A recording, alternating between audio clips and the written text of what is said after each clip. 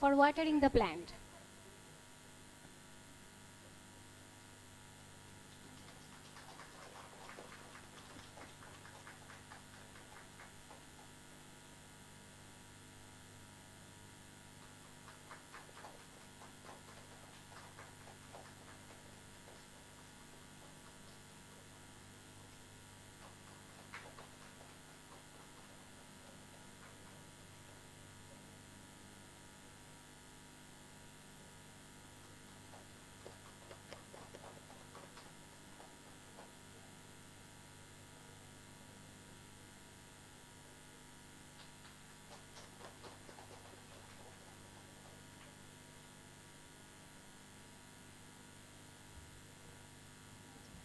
Please be seated.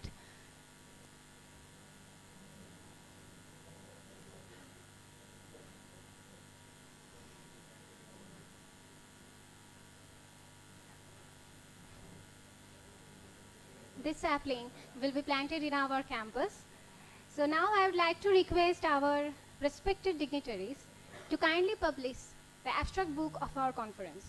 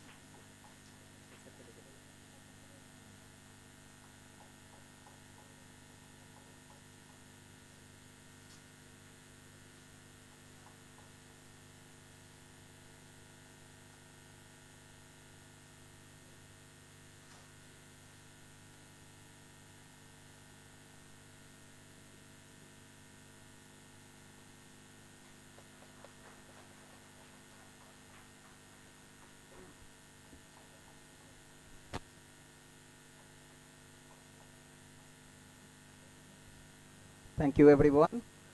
Now, I would like to request Professor Nirmal Kumar Sarkar, Department of Biological Science, Midnapore City College, to introduce our college to our honored guests and participants and to welcome them as well. Sir, kindly come to.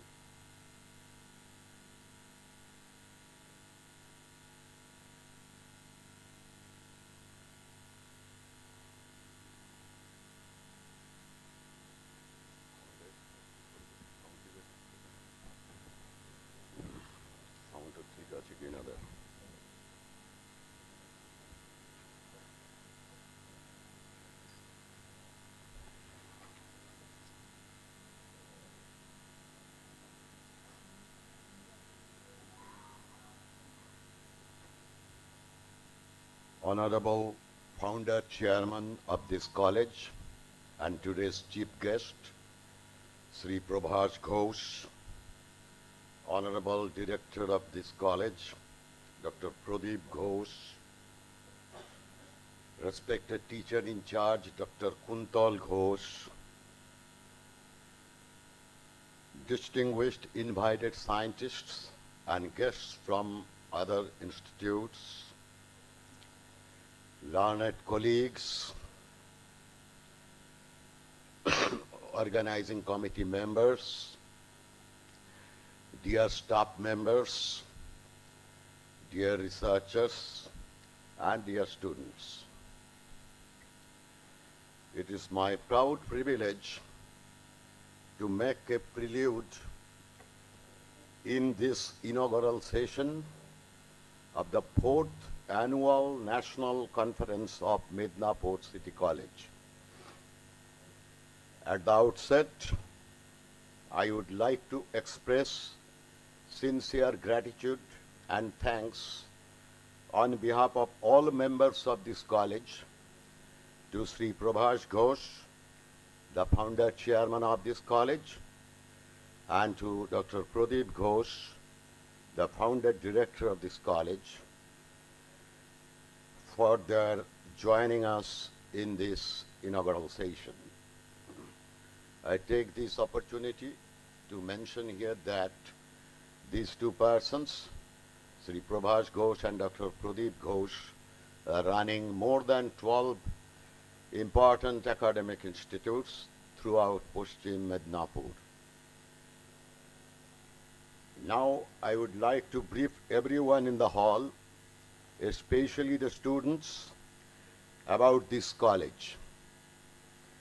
Our college happens to be the first self-financing undergraduate cum postgraduate college in South Bengal, which is affiliated with Vidyasagar University, as well as West Bengal University of Health Sciences, and recognized by the Higher Education Department, as well as the Directorate of Medical Education of Government of West Bengal, the Department of Scientific and Industrial Research, Government of India, and also by the University Grants Commission.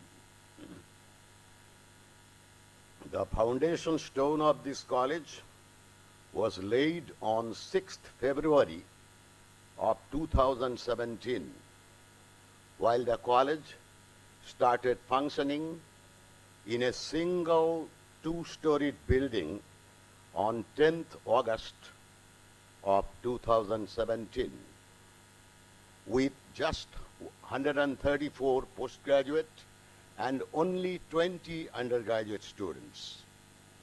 But there have been dramatic changes, both quantitative and qualitative changes, in the scenario within the last 6 years. All these changes are primarily due to the untiring efforts, enviable tenacity, and farsightedness of Dr. Pradeep Ghosh, who is not only the director, but also the heart, lung, and the brain of this college. As compared to a single two-storied building in 2017, we are now having 3 multi-storied buildings accompanied by a few small annexures. Again, as compared to only 154 students in 2017, the student strength today reached a total of 5,871 as of December 2022, which included 3,097 undergraduate and 2,774 postgraduate students. At present, the college teaches as many as 18 courses at postgraduate level and 17 courses at undergraduate level under Vidyasagar University. And additionally, the college is teaching 4 postgraduate and 2 undergraduate courses under West Bengal University of Health Sciences. Moreover, our college is the only college in the 2 Midnapore districts which teaches around 10 job-oriented courses like agriculture, fishery science, hospital administration, medical laboratory technology, medical microbiology, nutrition and dietetics, food science and nutrition, computer application, etc.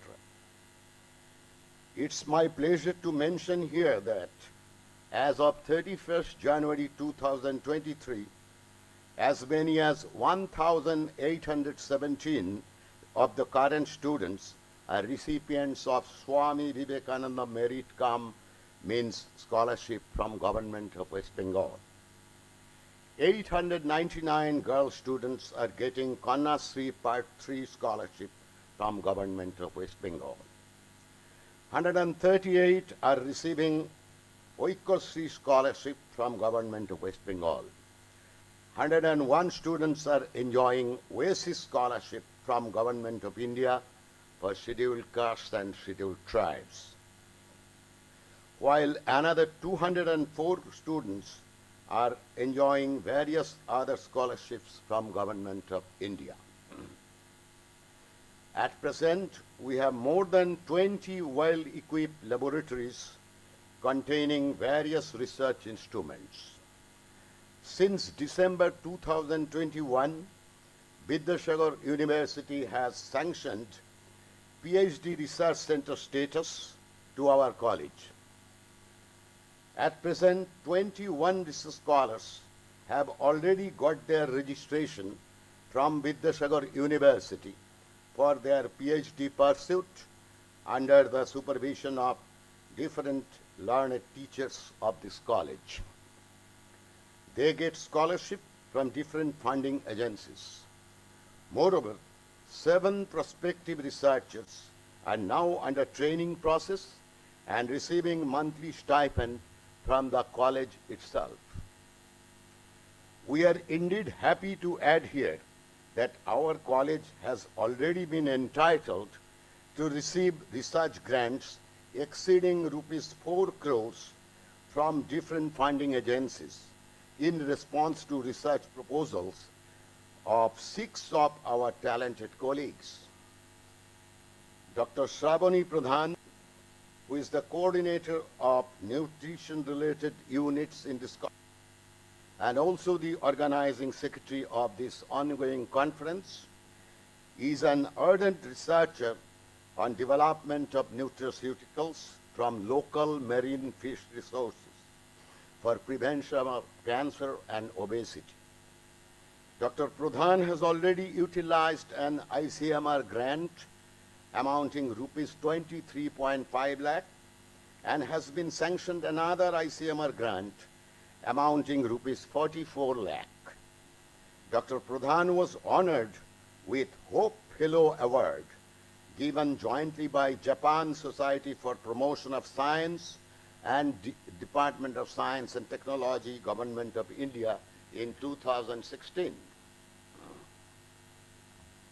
Dr. Shantanu Kaur Mahapatra, a brilliant researcher in the field of immunity to infectious diseases, as the principal investigator, along with Dr. Shravani Pradhan as the co-principal investigator, has recently received a massive grant of rupees 88 lakh from ICMR for detection and cure of tuberculosis among the tribal communities of the entire Midnapore belt. Dr. Kaur Mahapatra owns an international patent for an anti-leishmanial compound. He has also been sanctioned another ICMR grant amounting rupees 50 lakh. Dr. Suchishmita Roy of nutrition-related units of this college is an ardent researcher in the field of detection of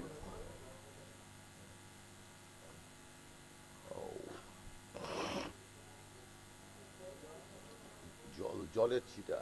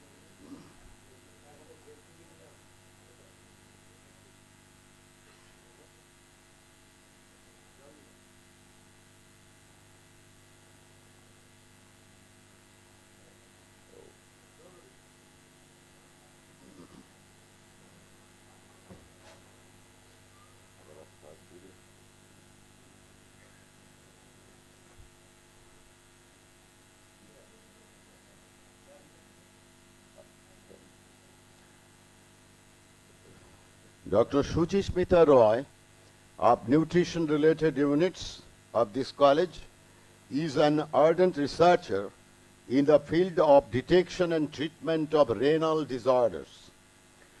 Dr. Roy has received an ICMR fund of rupees 44 lakh for working on early detection of renal failure and phytotherapy of the disease. Dr. Sudipto Chakraborty, who is on leave now, is an ardent neurobiologist, and he has received an ICMR grant of rupees 42 lakh for his investigations on neuroprotection in neurodegenerative diseases. Dr. Shubhendu Kumar Manna of Physics Department has received a DST ACRV grant of rupees 46 lakh for his investigations on transverse transport property of some specialized magnetic systems. Finally, Dr. Kuntal Ghosh, the teacher in charge of this college, is not only a hard-working and very efficient administrator, but also an ardent researcher in various fields of microbiology as well as virology. Dr. Ghosh is the recipient of Best Paper Presentation Awards twice in South Korea and once in Sikkim. He is also the recipient of a research scholarship from Tempus Public Foundation of Hungary and National Research Foundation of South Korea. He has already utilized a DST ACRB grant of rupees 35 lakh, and he has recently been granted an ICMR fund of rupees 41 lakh. Now, turning all your attention to this ongoing conference. Director of this college, Dr. Pradeep Ghosh, all along dreams of escalating the standard of this college to the level of a center of excellence.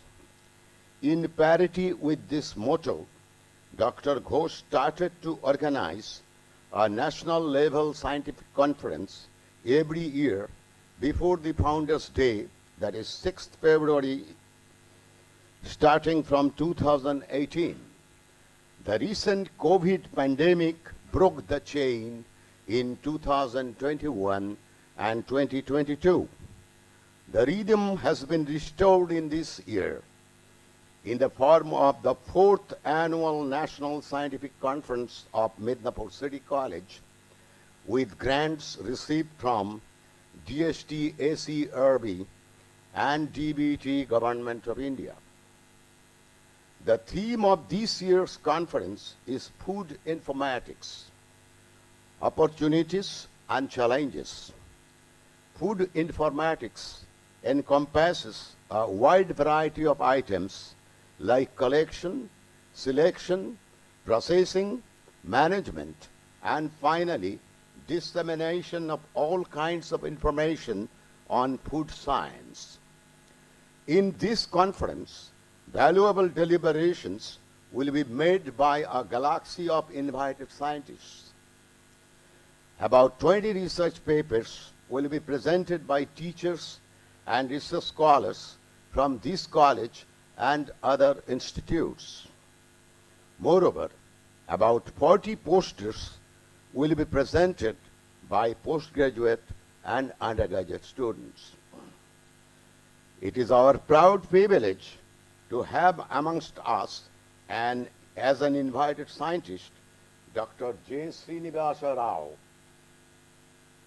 Scientist E. Deputy Director, National Institute of Nutrition under Indian Council of Medical Research at Hyderabad.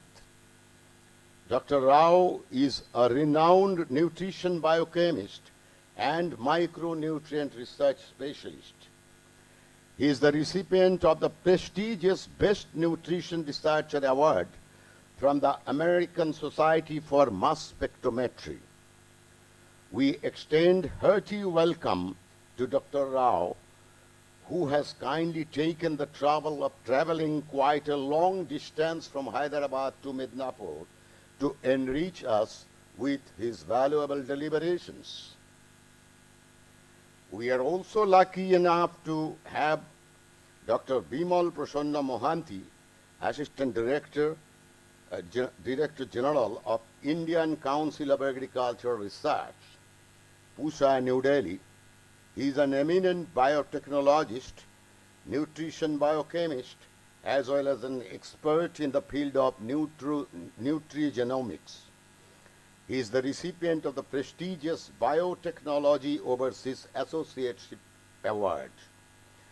Our words must not fail to extend warm welcome to Dr. Mohanty, who will be arriving tomorrow, I think, and who has kindly consented to enrich us with his deliberations. Again, we are privileged to have amongst us Dr. Priyanka Gupta Bansal, Scientist D in the Division of Nutrition, ICMR. Dr. Gupta Bansal will be arriving tomorrow. She is a gold medalist from University of Delhi. She is an eminent scientist in the fields of community nutrition, micronutrient deficiencies, and maternal health problems. We extend hearty welcome to Dr. Gupta Bansal, who has kindly consented to enrich us with her deliberations. It is our proud privilege to have amongst us Professor Swagata Dasgupta to arrive here tomorrow, of the Department of Chemistry of Indian Institute of Technology, Kharagpur. Professor Dasgupta is an expert in the fields of protein aggregation and protein ligand binding. She is a recipient of Darshan Ranganathan Memorial Lecture Award from the Chemical Research Society of India, as well as CRSI Bronze Medal. We extend hearty welcome in advance to Professor Dasgupta as an invited scientist. We extend very warm welcome to Professor Devi Das Ghosh, who will also be arriving tomorrow. Head Department of Biomedical Laboratory Science and Management, Vidyasagar University. Professor Ghosh is a man of plain living but high thinking. He is an outstanding researcher in diverse fields like drug development against diabetes mellitus, development of herbal male contraceptives, social health care, and nutrigenomics. He is the recipient of several research grants from different departments of Government of India, and also the recipient of several prestigious awards from different organizations. We also cordially welcome Professor Keshav Chandra Mandal, Head Microbiology Department, Vidyasagar University. Professor Mandal will also be arriving tomorrow. His research interests circle around microbial enzymes, fermented probiotic foods, ecology of gastrointestinal microbes, and production of herbal antimicrobial substances. He is also the recipient of several research grants from different departments of Government of India and Government of West Bengal, and also the recipient of several prestigious awards from different organizations. The final person in our list of invited scientists is sitting over here, Professor Dilip Kumar Nandi. Professor Nandi headed the Physiology Department of Raja N.L. Khan College of Midnapore for years, and now he is attached with our college as a professor of paramedical and allied health sciences. Professor Nandi is an eminent worker on development of nutraceuticals and isolation of probiotics for the control of renal diseases.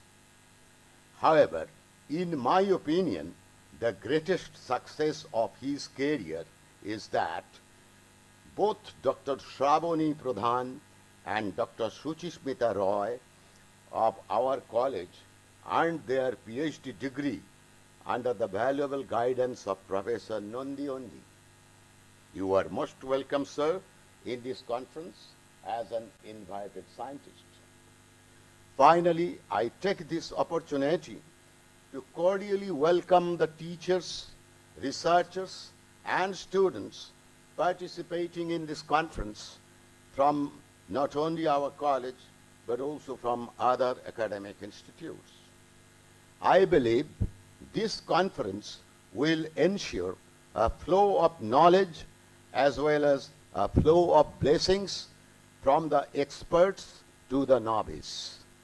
Till then, once again, I extend warm welcome and sincere thanks to you all for your kind participation. Thank you very much.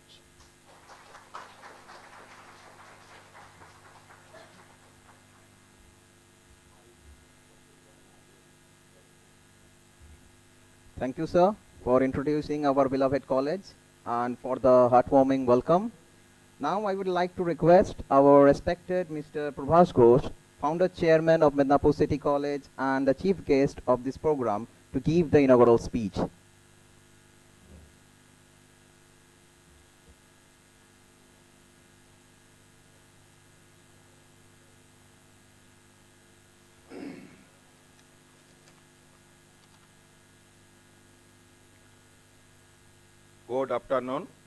Good afternoon, everybody.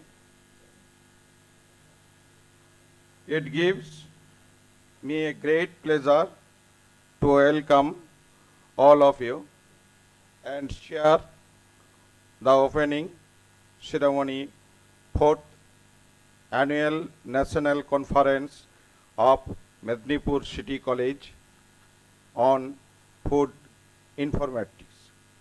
Opportunities and challenges 2023 after the COVID pandemic situation. The conference provides an opportunity for the meeting of scientists, professors, researchers, and students and specialists in the various research and development fields of biological science, especially food science. I hope eminent speakers of this conference will cover the theme on food informatics. From the different perspectives, I believe that this conference will enlighten the challenges on food informatics and definitely find the possible of the solution. Before we kick-start the conference, I would like to express my gratitude towards you all who sincerely contribute to this event in order to make it a success. This would not have been possible without the support of speech and every present here. Thank you, everybody. Thank you.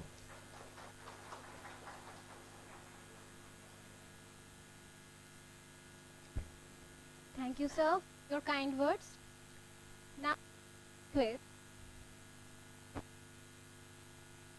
Now I would like to request Dr. J. Srinivasa Rao, Scientist E and Deputy Director of Department of Food Chemistry, National Institute of Nutrition, ICMR, to kindly deliver his keynote speech.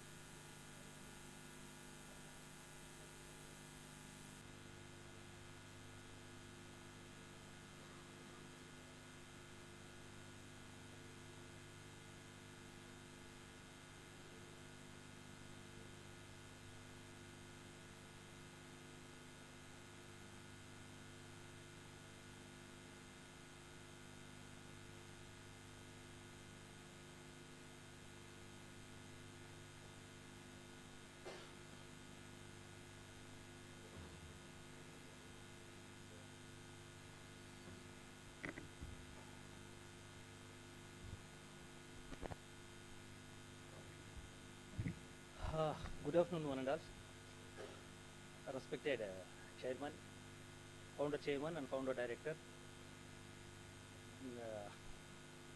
and the dignitaries of today's conference invitation.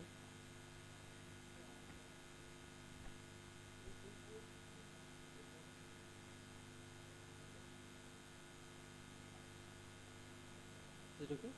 Yeah.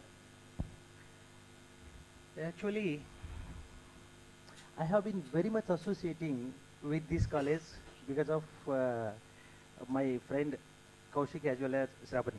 Thereafter, I have been a good friend of even your founder director also, and Kuntal, many of are there who are sitting here. So the wonderful thing which I would like to share with you is, I think the college is just young bird college, as well as they are traveling, this is for 5th year if I am right. But the thing which Professor Sir mentioned about the achievements of college, not only in terms of the academic line, the other end, upgradation of the departments while coming, I have a glance towards the board which they already arranged in the college. So exactly 3 years back, I visited this college. The entire scenario during these 3 years was entirely reflecting, and it was completely different. In terms of the building, infrastructure, and the courses which they are coming up with, the newly academic activities, and the courses which they are introducing into the college are very much relevant to the society which the scientific population as well as the community level people are really needing how to sensitize the present problems at global level as well the national level. In addition of that, the research grant which they mentioned, if I am right, just 4 years back, they had hardly 2 or 3 grants, sir, if I am right, 2 grants only. Now already they mentioned 21 PhD students with it's near to 4 crore grants even. The small research organizations were working under the central government was also not achieving these kind of the grants during just the span of 5 years. Really, I should appreciate your efforts, sir, especially your faculty members and who are working for the scientific deliberations and who are coming up with their proper objectives to meet the society needs in terms how to address the present problems where the society is exactly meeting. So the other end, outside, I would like to thank again Dr. Srabani, who invited me as keynote speaker today. I'm very much honored, and really I'm telling you that I'm feeling very happy that in terms, I shall try my best to reach you the way how India is facing the problems at community level, though we have many resources, how we need to address. In my today's talk, I shall try to cover all these things. And tomorrow's talk, I will talk about on the challenges and what kind of the issues and the initiatives students supposed to take to address these issues after coming with a specific objectives in the research. So once again, thank you very much, Director sir. So coming to the Indian scenario, you see, I would like to come up with your theme, the conference theme itself, food informatics, opportunities and challenges. As we know, India is such a population country. We are reaching almost 130 crore population, and recent news also has mentioned that now we occupied at rank number 2 next to China. Already we work on the terms of population.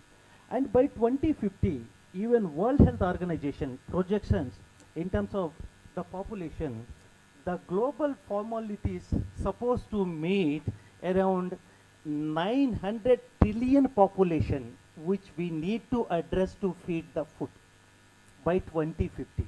900 trillion population at global level. In addition of that, India is also one of the countries, decade to decade, the population has been increasing like anything due to many issues that at community level we are supposed to address.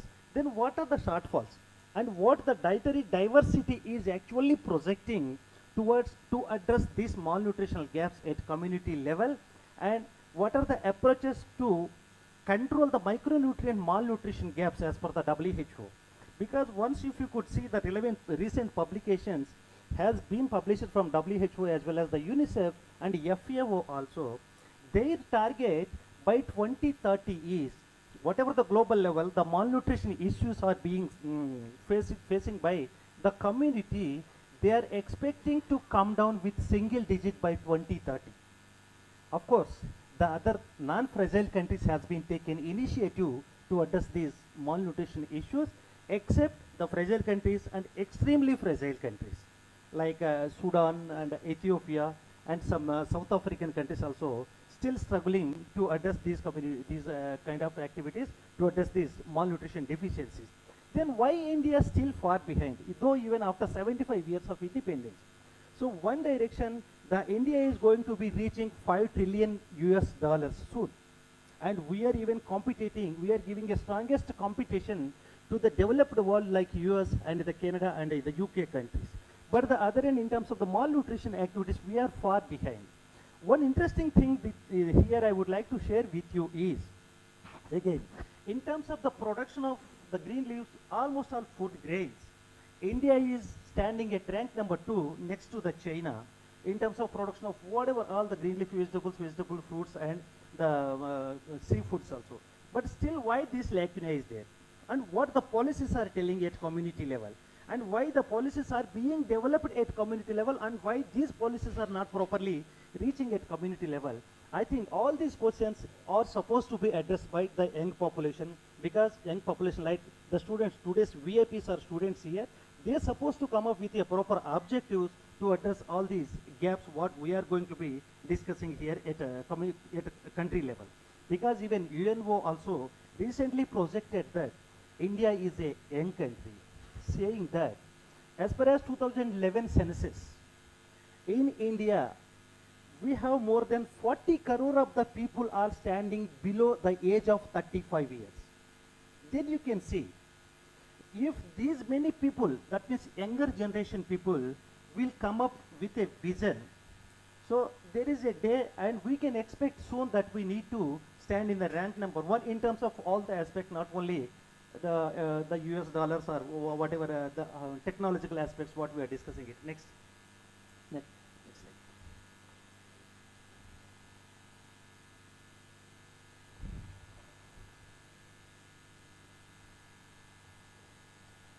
So as we know, because we are human beings, so among the all physical activities, we have been facing many problems, and so far studies are saying that food is the first line treatment of any diseases. Without proper diet, no disease can be cured. No disease can be cured. What do you mean by the food? You see again, these are the nutrients which we are every day attending, the essential substances that our body needs in order to grow and stay healthy. 6 categories, I don't want to take all these things. These are the national as well as the international organizations which are working on the malnutrition issues, and every organization is telling that if a person would attend the food as per the recommended dietary allowances, because this RDA, recommended dietary allowances, the ICMR NIN came up in 2020 with the recent guidelines of recommended dietary allowances, which is giving a directions what kind of the food a person supposed to take in the early life also. And actually the other statement has given by, again, WHO, if you could see here, half of the adult population in the world is suffering by malnutrition and lifestyle diseases, especially these are the lifestyle diseases. And among the lifestyle diseases, non-communicable diseases, which we can able to easily address if we will attain the proper diet as far as the concern. As I told already, I told that 9 trillion, this is 9 billion population on earth. So based on the increasing concentration of population density at global level, the World Health Organization has recently, just 4 years back, they came up with 13 strategic goals. So among the 13 strategic goals, the first goal and the first objective is we need to maintain hygienic conditions when we are taking the food. The second one is waterborne diseases, how we need to address the waterborne diseases. Still we are facing many problems while taking the water. There is no purity of water which we are not attaining in our daily life. So among these disorders, the micronutrient malnutrition is one of the plague which is very much greatest concern to the public health, and it is giving a hectic socio-economic barrier to improve the Indian economy also, especially the micronutrient malnutrition problem. It is very complex, especially.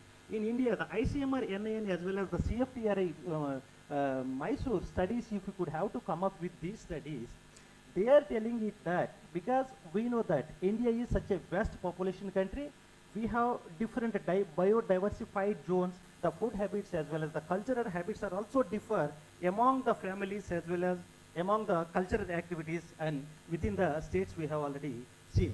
But the nutritional part of view, if you could see in one household, if you could see the nutrition part of view, actually we can sensitize it, one children with stunted activities and the other children with wasted activities, and if any parents or any brothers or sisters, somebody will become either the overweight or obesity, and somebody will become any non-communicable diseases like the anemia or whatever the kind.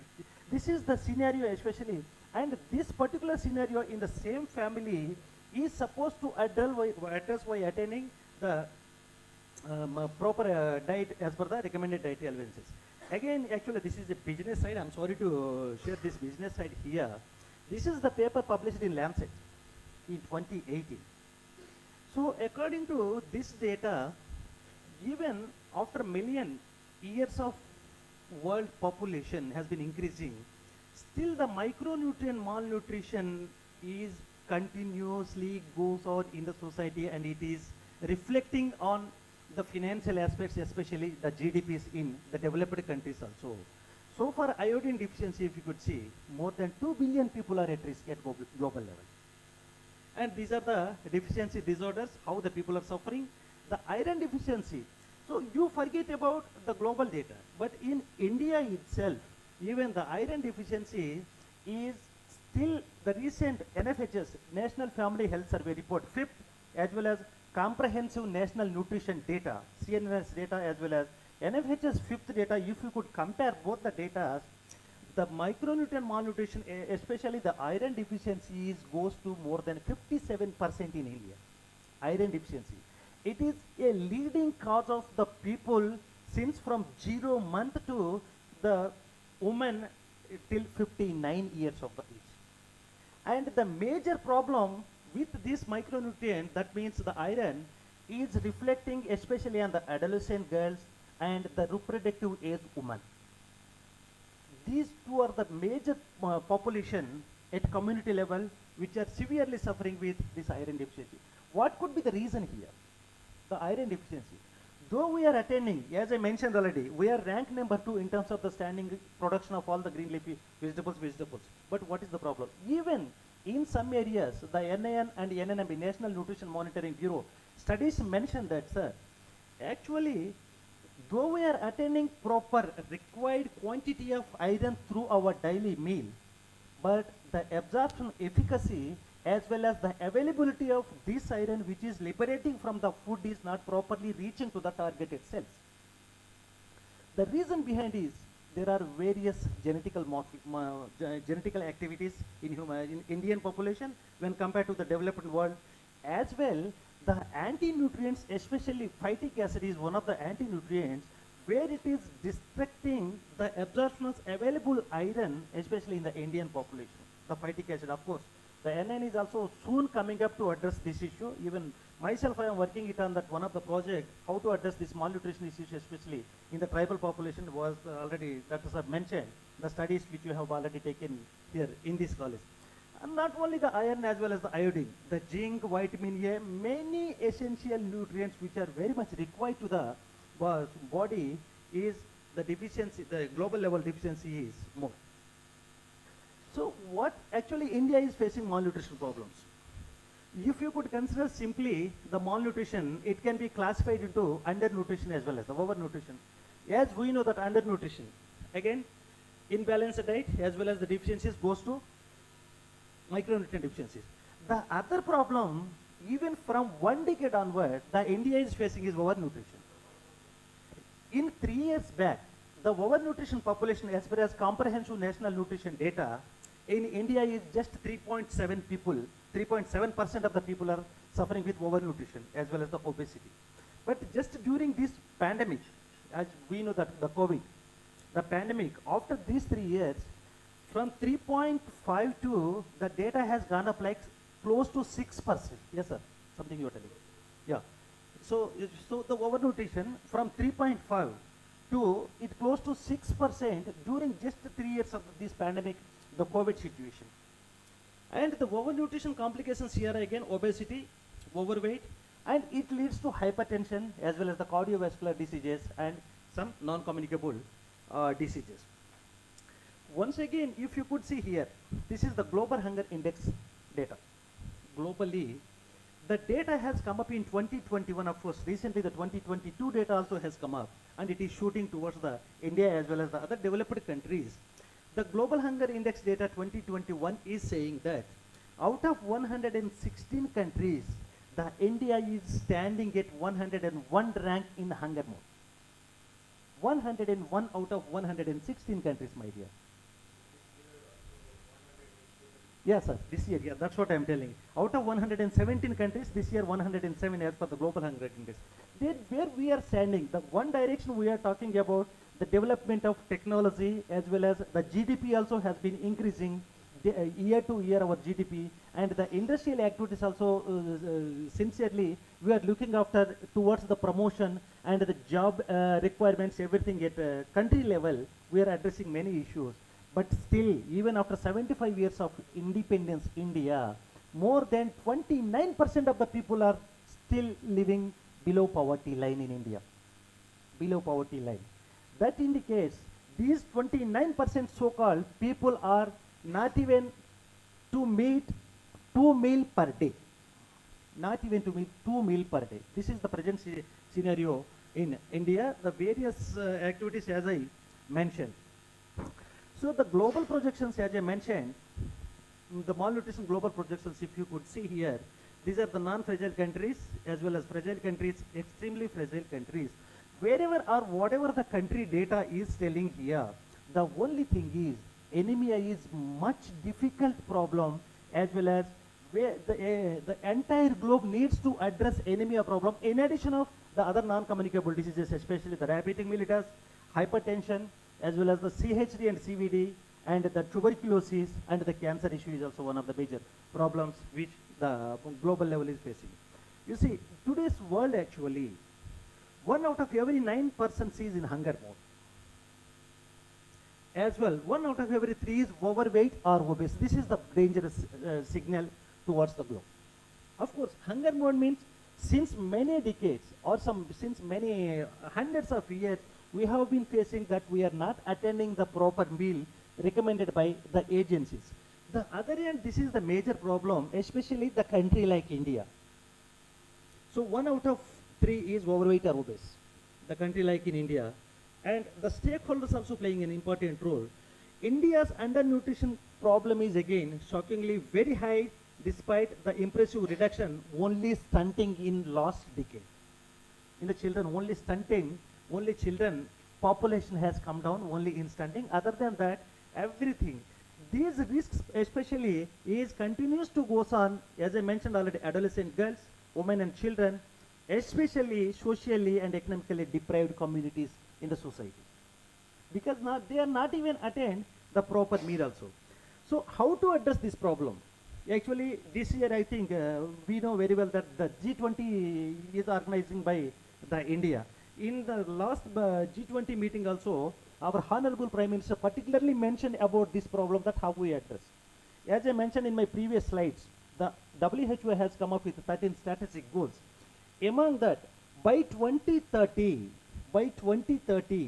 the every developing countries are supposed to address this problem with very serious activeness, and they are supposed to bring down whatever so far the percentage of the people are suffering at community level. The data needs to come up with single digit. But as on today, as per the NFHS as well as the CNNSS data, The anemia is more than 57% at country level. So the WHO reports as well as the WHO objectives are telling that by 2030, this 57% needs to come down to below 9%. Is it possible? During 4-5 decades, it was not possible. We have only just 6 to 7 years of the time that we need to work it out and we need to bring it back, the percentage from 57 to below 9 of these kind of the population. The reasons, what could be the reasons, especially in India? Of course, the other neighbor countries like Asian countries like Nepal, Bangladesh, Sri Lanka and Pakistan also there. They are also having problems which related to these kind of the issues in India. But coming to the nutritional aspect, their studies and their projections as well as their policies which are being developed by the governments, the implement activities at community level is far better than India, what the studies are so far telling in India. The United Nations Population Fund Agency, this is kind of agency. According to this agency, the reason for this malnutrition issues, especially in India, is especially in the village community, more than 50% of the women in India are married before the turn by 18 by violation of the law. Because of course, many reasons are there. Many reasons are there. So due to this reason, so 30% of the children are born with low birth weight and 7 billion are potentially wasted and stunted. We are contributing to the society. This is yearly data, my dear. Every year data, what I am talking here. And as I mentioned already, the scaling of nutrition as well as the World Health Agency and the World Health Organization, by 2025, they have given some targets to the specific countries who are really suffering with these malnutrition issues. They need to come up with the single digit, but of course our activities towards intake of these things by 2030 also to reach these activities are very difficult. Of course, again, there is no need here. The data is already produced. What are the socio-cultural, economical and political issues here playing an important role in the society? These are the basic causes, because as we know, financial problem is one of the major issues at community level. Then how we will address? Again, when we are talking about the financial problems, again political crisis will come here. We should not supposed to talk about the political crisis here. So financial problem means unless we have to have a proper plan to address these financial activities. So even after 50 years, as far as my concern, even after 50 years also, it is not possible to reach the single digit figure as per the WHO guidelines given by 2020 targets is one of the objectives. And these are the main causes which we need to address at community level. Of course, the immediate, this is UNICEF data again, recently 2018 published data. Again, in India, overweight, stunting, wasting and undernutrition problems I don't want to tell.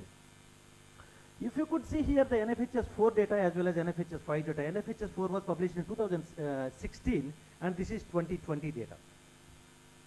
Children age group between 6 to 35 months. So you see the prevalence of anemia. The prevalence of anemia between the age group of 6 to 35 months in NFHS 4 it is close to 67%, my dear. Of course, here also just 63. Again, the children age group till 59 months, 58% in NFHS 4, 67%. You see the data has been gone up like anything. These are not my projections, already published data in NFHS 5. And the all age group women 15 to 49, as I mentioned, 57% in NFHS 5. 57% of that means every 157 women are severely suffering with this anemia problem in our country. Anemia problem in our country. Earlier it was just 53. So the year to year or every 5 years once when the data is coming from the Health Ministry Government of India as well as ICMR NIN, so we are really feeling very shocked when we are going to be publishing the data. The other end, whatever the international agencies at global level, they are targeting and giving objectives about how to reduce these malnutrition issues at community level. But the other end, we are facing a lot of problems here. You see, not only the iron problem here, in addition of that, ferritin deficiency, because here the ferritin and the transferrin, two are the major proteins which are helping to enhance the bioavailability of iron to reduce the anemia, which enhance the bioavailability of iron. But you see the ferritin deficiency is also much in different children age groups, as well as the folic acid deficiency, vitamin B12 deficiency, though the government is coming up with many policies through the supplementation programs, along with the midday meal, though the folate deficiency, vitamin A deficiency, vitamin B12 deficiency, vitamin A deficiency, and vitamin D deficiency, as well as the zinc deficiency. Since the data, one decade to the next decade has been increasing like anything, then what sort of the things that we need to address? You see, major reasons here are again poor diet, as I mentioned. Then how we will address this poor diet, and how we will meet the recommended dietary allowances as per the experts? Again, financial crisis here which will matter. We don't know actually how to this. Poor diet is the greatest cause of mortality and morbidity, and actually it is continuing the cause of many other significant global health issues. Once, if your child is born with either the stunting problem or the wasting problem, the major issue is it will be reflecting on their knowledge activities also. So this is the data, hunger mode and everything. I don't know. So basically, present the India is facing the triple burden of diseases. These are the major national challenges that we need to address here. Triple burden of diseases. One is macronutrient diseases, macronutrient malnutrition. As I mentioned, carbohydrates, proteins and lipids. Though one direction, our schemes are especially focusing it on to the distribution of cereals only to the people who are living in the below poverty line. Cereals only. Rather than that, why don't we promote the millets and the indigenous foods which are available in and around where we are living in the society, like our villages. But we are not at all bothering in terms of such kind of the foods. So among this macronutrient malnutrition, protein energy malnutrition, when you are navigating again this protein energy malnutrition, clinical protein energy as well as the subclinical protein energy. Thin foldness, thick foldness, BMI, everything is matter here when we are considering all these matters. And micronutrient deficiency, as I mentioned, the Lancet paper is the best example about the micronutrient deficiency at global level. Among that, India is one of the prey in terms of micronutrients. What about this diet-related diseases, overweight? You know, one interesting thing, actually the US, earlier once, when we are talking about these non-communicable diseases, especially either diabetic mellitus, hypertension, or chronic energy diseases like CED, chronic energy diseases, and CHD, CVD, coronary heart diseases, and cardiovascular diseases, the major focus was particularly to the developed nations like America and the UK. But if you could see the published data since from 2 decades, that means only 20 years data if you could see, the non-communicable diseases as well as the micronutrient deficiency diseases has come down like anything in the developed nations. The other end, they are introducing like the street foods as well as the pizzas, burgers, corners, whatever, chaats and panipuris, everything has been introduced by them only. They are getting it a lot of benefit rather than they are not consuming that kind of the foods and introducing it to the developing countries like the India. You see now, wherever, which corner even you can go into the village, definitely we can find one panipuri cart as well as the street food kind of the things. What about the hygienic conditions? The people, even when we are going and to attend some kind of the work while coming, if you will spend 10 rupees itself, just of course, we are filling our stomach the moment when we are on hunger mode. But what about the hygienic conditions? What about the health issues? And what about how it is working it after taking the water or the, even diarrheal diseases and the malnutrition issues, how they are coming? So that's what, among the global level, now India is one of the countries which the overweight as well as the obesity problem is day to day increasing in India. Overweight and obesity problem is day to day increasing in India because of these problems, non-communicable disease problem. I don't want to take much time here. As I mentioned already, among the non-communicable diseases, diabetic mellitus is one, and type 1 as well as type 2 insulin dependent and non-insulin dependent. My focus here is, as a researcher is gestational diabetic mellitus. Gestational diabetic mellitus. It is very complicated problem, especially in the women who are getting the first pregnancy actually, first pregnancy. So the world data, the global data, here it is telling only 12 out of every 100 pregnant women are suffering with gestational diabetic mellitus. But in India, 18 out of 100 pregnant women. This is one of the complicated problem. And if you could see the number of people with diabetes in top 10 countries, by 2011, this is the data is telling, by 2030, of course, we are going to be occupying in the number 1 position what we occupied already in the population. By 2030 again, in the diabetic problems, we are going to be occupying in number 1 position next to China. Of course, these are the world projections. In 2011, the total world population, and by 2030 this is expected population. By 2050 it is 9. Actually, I mentioned already. The adult population, this one. Coming to the diabetic, the global prevalence in 2011 is 8.3 billion, and it is expected by 2030 is 9.9. Number of people with diabetes in millions is this much. Almost it is double from 2011 to 2030 at global level. Of course, India is also a country which we are going to be developing this thing. And the cardiovascular diseases. So I would like to share one thing here. One of my young colleagues, recently he joined as scientist B. Recently, just 8 months back, he joined as scientist B. And a day before, he was severely affected with cardiac massive attack. Just his age is 29, sir. Just to 29 years, sir. So he is a scientist. He is a medical scientist. The other thing, he completed his MBBS recently. Now he is in hospital ICU. You see, now these are all relevant to the food, what kind of the food which we are attending here. Again, I don't want to discuss all these things. As you know, when the cholesterol levels, especially the bad cholesterol level is increasing in our body through the diet, definitely we are affecting with CHD and CVD cases. But the global, what happened, Kunta? What happened to them?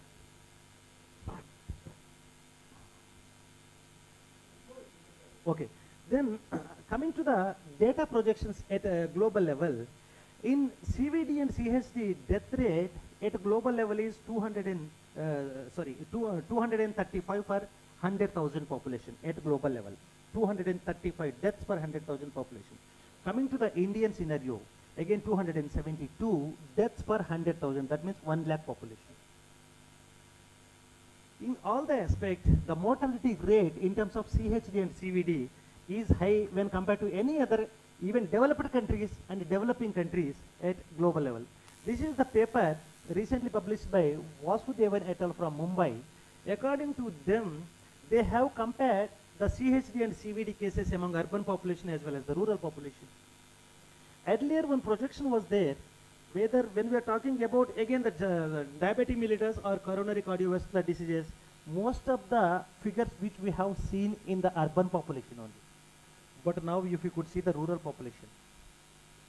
In 2004, ASAP data as well as, you see, the Himachal Bharat was 2010, of course, the sample size is very less here, very narrow, though it is more than 1,000 sample, but the mortality prevalence is close to 36% per 100.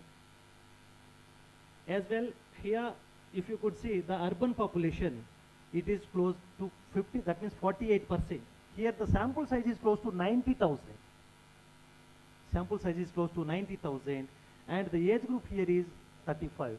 And recent one paper has been again published in Cardiology Journal, which it can project that when compared to the trans fatty acid levels, as we know that. So when we are utilizing the different cooking oil, we must have to see the MUFA, monounsaturated fatty acids and polyunsaturated fatty acids. So far we don't have data on trans fatty acid levels in biological samples in Indian population. But recently we started already with collaboration of CDC America. Of course, these developed nations are having this trans fatty acid levels data as well as the cooked food data also, where we are calculating the energy after consuming the proper food as per the RDA. So this rural, the urban data is also telling that the prevalence is close to 48%.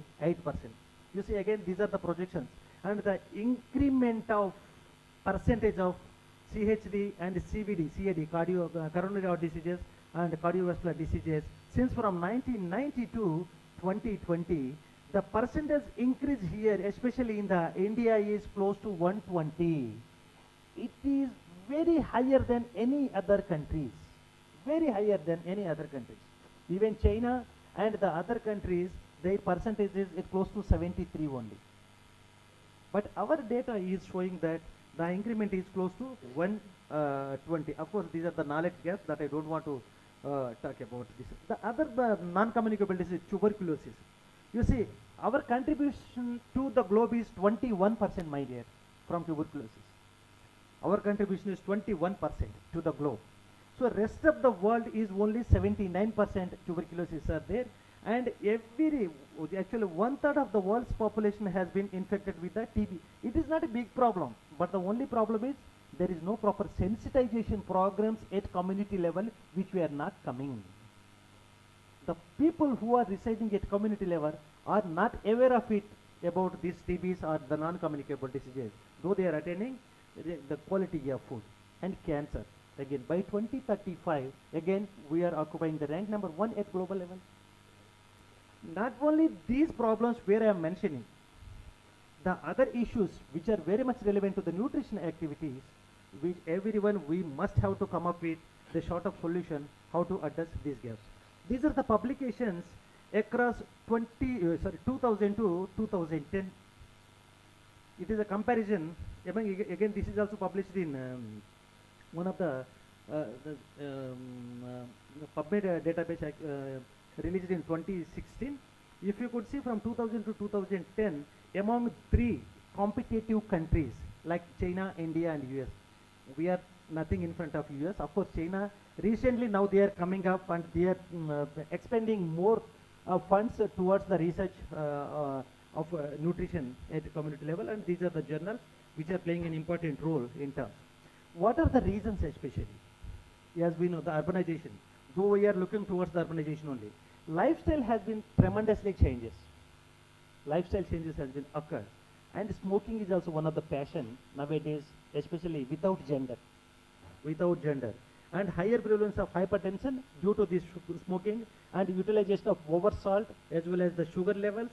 Due to these over salt and sugar levels consumption, diabetic mellitus, of course it is off the line, and on the line hypercholesterolemia as well as the obesity and high intake of this fat in through the oils.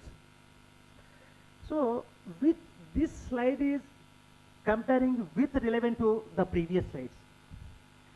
Though we have many problems at community level due to lack of awareness in terms of the nutrition, and we are not attending proper diet due to many issues, among that the financial issue is one. So how the health status conditions and health issues are addressing into the population in India. This is also WHO data again. As per the WHO data, the life expectancy of Indians is 2021 data. It has been increased from 69 to 71 years. This is the only positive factor towards the Indian population. The crude death rate is again 7.3 per 1,000 population, and maternal mortality ratio is 174 per 100,000 live births, that means the baby children, and the infant mortality rate here is 38 out of 1,000 live births, under 5 mortality rate actually, again 48 out of 1,000 live births. Of course, only the stunted has been little bit come down, stunting problem has been little bit come down during 1 decade, between NFHS data 3 to NFHS data 5, recently published. In addition of that, all the issues has been increased, and if you could see the life expectancy, I'm sorry here just actually again I supposed to mention here 70.9, but earlier in just 3 years back, if you could compare the health status in India and the other Asian countries, except Myanmar and Pakistan, even the Bhutan, Nepal, Bangladesh and Sri Lanka, though they are far behind in terms to reach the target goals as the India is working, their life expectancy is better than the India, what the projections are telling about India. And the human resources in medical field, how they are addressing, if you could see. One centric doctor, especially here, as per the WHO definition, one doctor means who attended the clinical practices with MBBS. One doctor supposed to attend 1,000 subjects or 1,000 patients, but in India it is close to 1,400 people. Here one doctor in India consisting, it includes RMP, PMPs, whatever the PMPs, and the MDS, Ayurvedic, homeopathic, almost all kind of the doctors are included here. Then you see where we are standing in terms of the health activities. And one nurse supposed to attend only 333 people, but in India it is almost double. One health worker is also only 230, it is double in India again. So what could be the reason here? Why these kind of the scenario which we have been sensitizing in India? These are the main shortfalls which the experts are identified in terms of the health resources in medical. The main problem in terms of the health here is, health is a state subject. That's what again I am telling you, that when we are talking about these kind of the issues, the central government is there. They have been developing many policies to address these kind of the problems at community level. But in particular states, if the central party where it is leading, if the party is not, the same party is not leading into the states, we are not at all bothering. Why should we implement the policies has been developed by the central government? These are the crises at state level. That's what state is this health is the state level which we need to address. And actually the policies are designed by the experts, but the people who lead the policies have not knowledge, proper knowledge and skills when they are developing the policies towards the health, to address all these gaps at community level. And the people who are living in the India, of course not only in India, especially the Asian countries, the developing countries, in terms of the health, the vision is very short. We don't have proper long vision, and we have many regulations, but the implementation activities at community level is very poor. We are not at all bothering, though we have many schemes. And the community mobilization is also very slow, and it is not much progressive when compared to the other developed nations. What kind of the actions to be taken to address these problems? More health insurance coverages to be initiated at community level, and we need to register private facilities and ensure minimum standards. Minimum standards also need to ensure, as well as we need to improve efficacy within the system, how to address about these problems. The leadership strengthening is also one of the major important issue in terms of the health, as well as the doctor's centric care is supposed to shift from home to a community level, as well as the public health leadership and community voice to be need to raise. So far, though it is a keynote address, I don't have any problem. If you want to ask any questions, I am ready to answer. Yes, sir. Yeah, please, Professor. Sir. Many people lying below the poverty line suffer from iron deficiency anemia, and this is not very strange. But why many apparently overweight or obese people also suffer from iron deficiency? And second thing, why is iodine deficiency so prevalent in India? Very good, sir. Okay. Two questions from the professor. The first thing is, of course, the people who are living below poverty line, absolutely they can suffer with anemia. The problem here is, sir, though the wealthy people who are living and attending the food substances, though the available iron is there in their daily intake food, but the absorption efficacy is not much good when compared to the developed nations people. That's what actually, when last time I came, I discussed with Dr. Kuntal. Regarding this issue, we need to actually come up with such kind of a proposal. The phytic acid is one of the anti-nutrients, sir, in many NIN studies actually, which they published. And what we are understanding so far is, though after digestion takes place in our stomach, the available iron is not properly reaching to the targeted organs due to prevention of phytic acid activity. That problem we are supposed to address.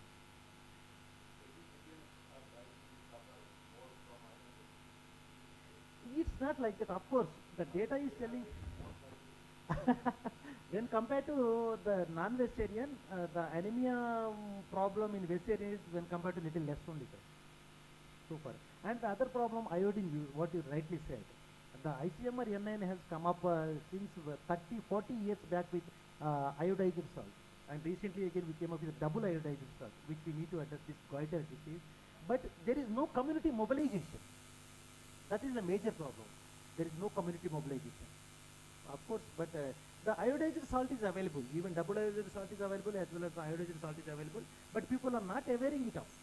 the exact importance of this intake of iodized salt in terms of the goiter and other activities.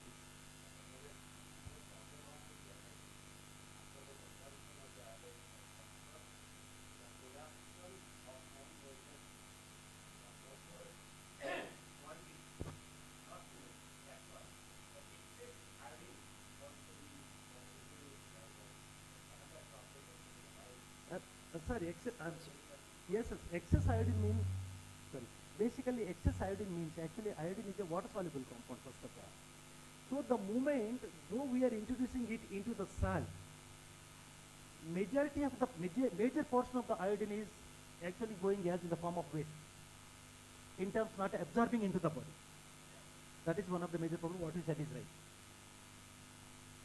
So I think then rest of the things better I will question take from tomorrow. students. And tomorrow actually I supposed Any to student. talk You may- about the diversity. You may ask the questions either in the English or the Bengali or Hindi. There is no problem. Students. Students actually, as I mentioned in my last visit also, when you have given the opportunity, you must have to come up, whether it is good or bad, whether you know or don't know also, because the experts are here. They will.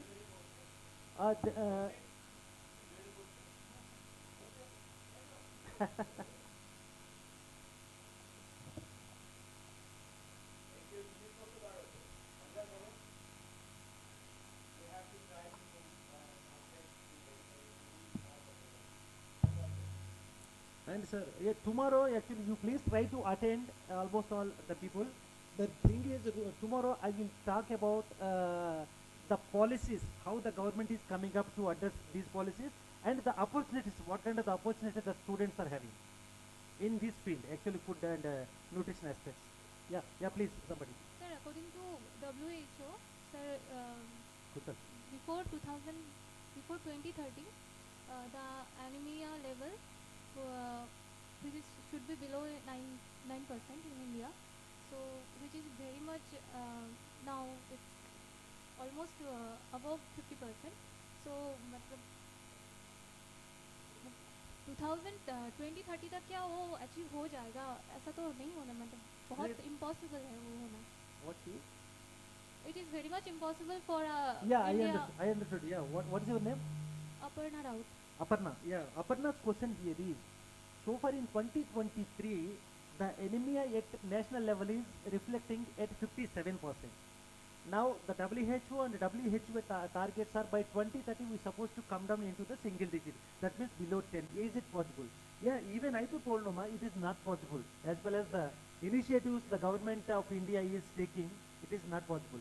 The only thing is you, the younger generation, need to come up. You need to come up. That's what we need to promote. Kitchen gardens, even the kindergartens at schooling level, and whatever the wealthy foods as well as the indigenous foods are available in and around in our community, we need to promote them. Actually, as I mentioned, I developed one of the indigenous foods. I think you people know mahua. Mahua. Anybody? Mahua. It was a flower. It was in the flowering form, sir.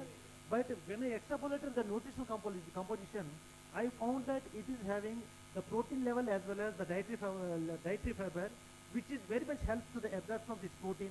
Iron and calcium levels are very much rich.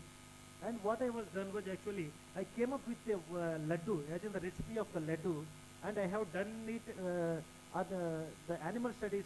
I checked the efficacy study, toxicity study, and the nutritional composition.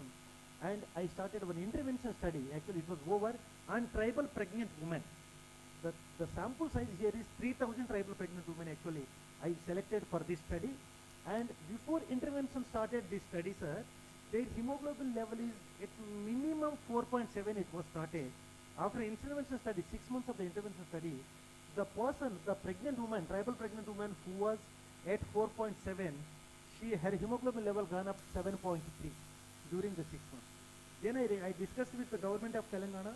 Now the Mahua Laddu is coming up in the nutrition kit. The Mahua Laddu in the Telangana state as in the form of KCR nutrition kit. That's what, sir. Coming.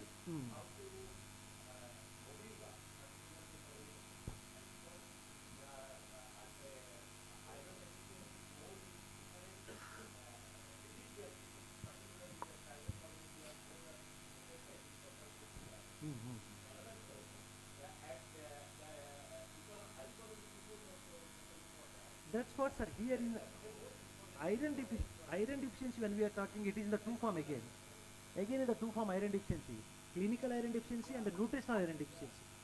But in the tribal population, we found was the nutritional iron deficiency. In addition of that, I think many issues are there.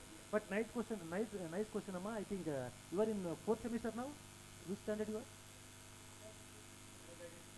Undergraduate. Very, yeah. Fifth sem. Undergraduate fifth sem. Very nice, Aparna. Appreciate it. You are good. Of course. Any postgraduate students? And the other thing, actually, even last time when I came, I told even Srabani and Kuntal, we better to have some student exchange program. Then again, the NI and ICMR is also, we are coming up recently with the student exchange program. If anybody are really interested to give their services to NIN, we have already initiated 6 months program. In the final semester, what is the duration in the final semester for 6 months? Is it possible to leave them the complete 6 months? 6 months. Yeah. Even if anybody are interested, you better to approach. There is a fee, just minimal fee, 9,000 is supposed to pay to give your services to and to work with the eminent scientists in NIN. If anybody is ready, just through Kuntal, you have to you contact and you better to. Even the PhD students are also. Not only 6 months. If you want to do even 3 months also, it is okay. Yeah, 3 months, but minimum 3 months.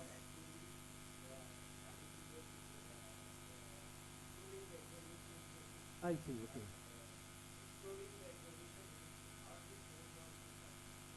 Okay. Any postgraduate students or PhD students, scholars?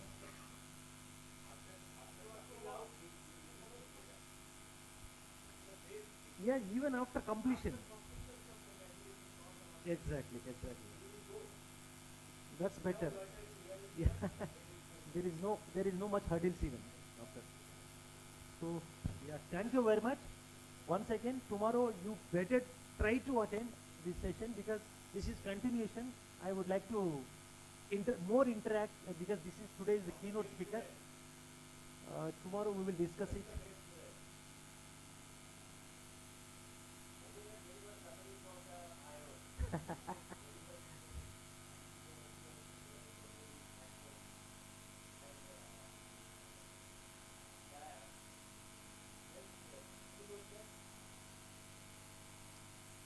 Yeah.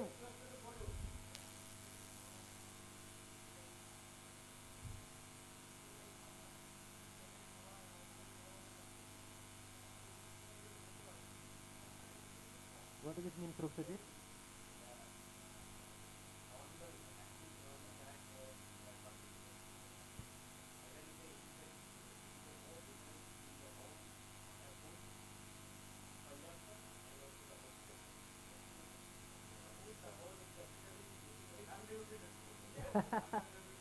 At hostel or at home? Yeah. Okay. Yeah, that's what. There is actually huge gap. What you said is right, but we need to address after identifying the indigenous foods which are easily available in the community. Indigenous foods. So indigenous foods means the foods which are not so far identified, but they are having the excellent nutritional quality. Yes, in the example I told you, mahua. The tribal people which they are using it for mahua is alcohol preparation. They know till that one only. And actually then one day we found and we brought it to the laboratory, analyzed, we found that the protein, dietary fiber, of course the many other issues are also there, many other nutrients are also there. In addition of that, I am talking about the essential nutrients which are very much required to address all these issues so far what we discussed. Protein, dietary fiber, calcium and iron is very. One thing, my dear students, I would like to tell you that. So this is a golden opportunity because the experts are here. Once if you have a chance to talk, you better to talk. So this is your platform and open platform. Because chance once only you will come in your life. And when you have a chance, you better to give the best performance. Once if you will start to talk, nobody is there beyond your knowledge. You can feel like that, otherwise you never come up. Even sometimes when you are given the platform, And when you are talking something, whatever the knowledge you have, of course that is minimum or maximum. Even in front of you, the Prime Minister of India or President, whoever XYZ sitting also, you need not to bother. You are the boss here. You have to utilize this facility. I hope that in future you may come up forward. Thank you very much. Thank you. Better to তোমরা কোশ্চেনের জন্য আজকে ভেবে সারা রাত পাচ্ছ, চিন্তা করে লিখে নিয়ে আসবে, কালকে অনেক কোশ্চেন করা যেতে পারে। There are so many questions for tomorrow.